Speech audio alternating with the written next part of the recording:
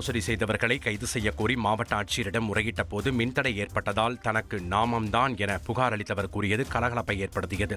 திருப்பூர் மாவட்டம் பல்லடத்தைச் சேர்ந்த சூரிய நாராயணன் என்பவரிடம் வீடு வாங்கி தருவதாக கூறி நவாஸ் என்பவர் 11 லட்சம் ரூபாய் மோசடி செய்துள்ளார். இது தொடர்பாக திருப்பூர் மாவட்ட ஆட்சியர் அலுவலகத்தில் முகநூல் நேரலை செய்தவாறே சூரிய நாராயணன் தர்ணா போராட்டத்தில் ஈடுபட்டார்.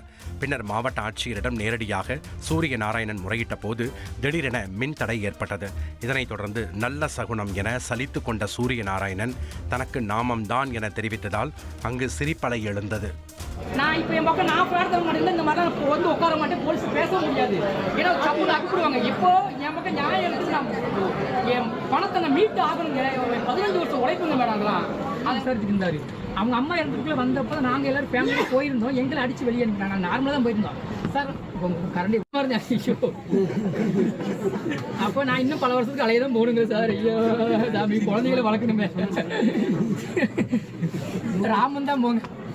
ஐயோ சூர்யா முடியலையே சார், என்ன சார்னு பண்ணிட்டு